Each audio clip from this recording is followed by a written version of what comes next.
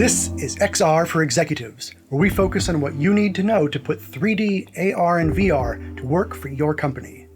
Hi, I'm Adam Gravois, and today I want to talk about the differences between animation, interactive, and immersive technologies. 3 powerful ways to use 3D content to talk to your customers. So let's explore those differences, shall we? Animation is one of the most basic and familiar ways to engage with 3D content. Like other forms of video content, an animation is an unchanging sequence of images. The choices that the viewer make don't really affect how the animation plays out. Interactive, by contrast, reacts to the user's actions.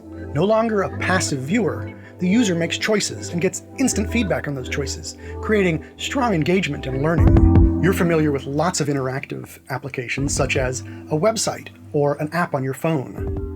A great example of an interactive experience that uses 3D animation is a video game. And whether you're teaching them how to slay monsters or use your product, interactive is an engaging teaching tool. Just like in animation, an interactive experience is locked to the rectangle of the screen. An immersive experience, on the other hand, breaks the bounds of the rectangle, putting the digital content in the real world, where the user can interact with it naturally, physically even. One example is training. The trainee is taught the task while physically moving through the virtual space, building real comprehension and muscle memory without tying up real machinery or risking real patience.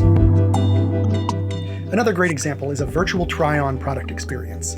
The user can see how furniture looks in their house, or how rims look on their car, or how glasses look on their face. The immersive category is new and evolving, and the terminology hasn't really settled down yet. You've heard of virtual reality, of course, where the user is placed inside the digital world. And you've probably heard of augmented reality, where digital content is placed into the real world. Other common terms are mixed reality, or MR, a term that Microsoft favors, and XR, for extended reality, an all-encompassing term for this whole category. I named this video series XR for Executives because, well, let's be honest, alliteration has magical power. Spatial computing expresses the idea that computers can now understand where they and their users are in the physical world. But immersive is a clear umbrella term with a certain simplicity to it. So that's a quick overview of 3 different ways to use 3D content: watching an animation, playing an interactive video game, or experiencing an immersive simulation. Later, I'll break down how we created some incredible immersive experiences, including a best-in-class virtual try-on application and a huge-scale industrial VR simulation. I'm Adam Gravois. Thanks for watching. Subscribe or follow for more. XR for Executives is brought to you by Mirar. At Mirar, we turn complex concepts into compelling 3D content and immersive experiences.